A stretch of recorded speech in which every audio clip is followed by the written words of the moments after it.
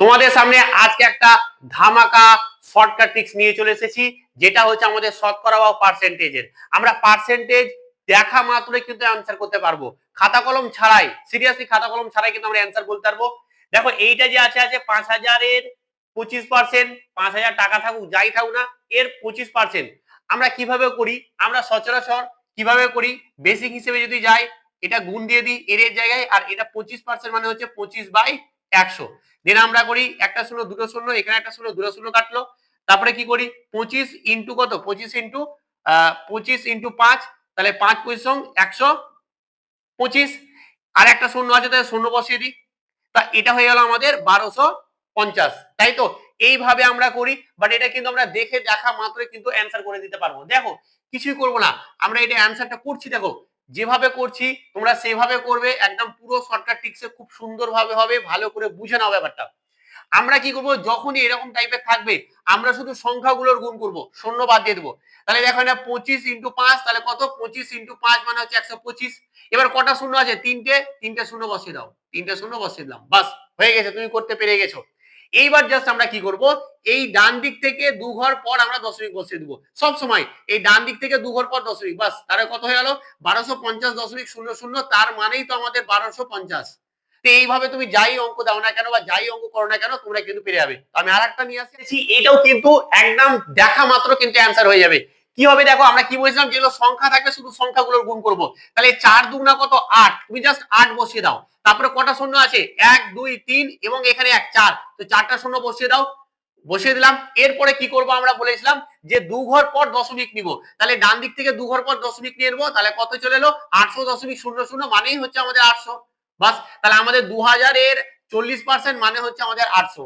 তো যেভাবে বা যাই অঙ্ক দেখ না কেন, আমরা যদি এরকম করি যে 150-এর 15%, এটা সমান সমান কত হবে? আমরা কি বলেছি, দেখো সংখ্যার শুধু গুণ করব। 15×15 কত, 15×15 হচ্ছে 225, আর এইখানে একটা শূন্য ছিল, তাহলে এই শূন্যটা নিয়ে নিব, শূন্যটা নিয়ে নাম। এরপরে কি করব আমরা, এবার বলেছিলাম যে দুই ঘর পর দশমিক নিব, তাহলে এক ঘর দুই ঘর, বাস হয়ে গেল। তাহলে কত হয়ে গেল, 22.50, মানে হচ্ছে 22.50 বা 5 তুমি দিতে পারো, কোনো সমস্যা নেই। তা আমাদের অঙ্ক হয়ে গেল। তো এটা কি খাতা কলম লাগবে? উইদাউট খাতা কলমে কিন্তু অঙ্ক হয়ে যাবে। এই ট্রিক্সটা দিয়ে তুমি যাই অঙ্ক, দেখো আমি আরেকটা করে দিচ্ছি, ধরো ছোট করে নিচ্ছি, 75-এর 4%, 75-এর 4% সমান কত হবে?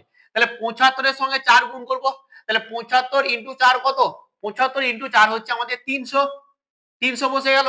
এরপরে জাস্ট কি করব, এখানে এদিক থেকে আমি দুই ঘর পর দশমিক বসিয়ে দেবো, তার মানে চলে এলো আমার কত, 75-এর 3% মানে হচ্ছে, সরি 75-এর 4% মানে হচ্ছে আমাদের 3, হয়ে গেল অঙ্ক।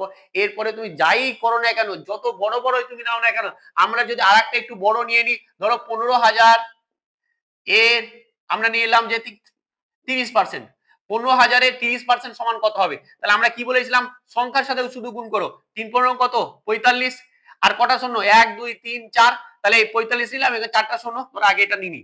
তাহলে কি বসবে আমাদের, 3×15 45, এবার 4টা শূন্য, 1 2 3 4, তাহলে 4টা শূন্য বসিয়ে দিলাম। এরপরে আমরা কি করব, যে আমাদের দুই ঘর পর দশমিক নিয়ে নেবো, মানে এদিক থেকে ডান দিক থেকে গুনবো দুই ঘর, তারপরে দশমিক, তাহলে দুই ঘর পর দশমিক আমাদের এইখানে হয়ে গেল। তার মানে এটা হয়ে গেল কত, 4500 বা 4500, বাস হয়ে গেল। এরপর তুমি যত ছোট বড় তুমি দাও না কেন, সমস্ত কিছু হবে। ধরো আমি এরকম একটা নিলাম, 5-এর 3%, 5-এর 3% সমান কত? তো খুব জটিল কি, কোনো রকম কিছু নাই। তাহলে আমরা কি করব, 3 5-এ 15 গুণ করে দেবো। এবার এদিক থেকে দুই ঘর পর দশমিক বসাবো, তাহলে দেখো এই এক ঘর দুই ঘর তারপরে দশমিক বসাবো, তার মানে এটা কত হলো, 0.15, এটা হয়ে গেল আমাদের অ্যান্সার। তো কি রকম ছিল আজকে শর্টকাট ট্রিক্সটা? এইরকম শর্টকাট ট্রিক্সে যদি ভিডিও পেতে চাও, তাহলে কিন্তু অবশ্যই কমেন্ট করে জানাবে, এবং আজকের ভিডিওটাও কেমন ছিল সেটাও কিন্তু কমেন্ট করে জানাবে। চলো আজকে এখানে একটু অবশ্যই ভিডিওটা সবার মধ্যে একটু শেয়ার করে দিবে। এই যে শর্টকাট ট্রিক্সটা পরীক্ষা হলে কিন্তু বিশাল ভাবে ভালো মানে কাজে লাগবে। চলো আজকে এখানেই, থ্যাংক ইউ।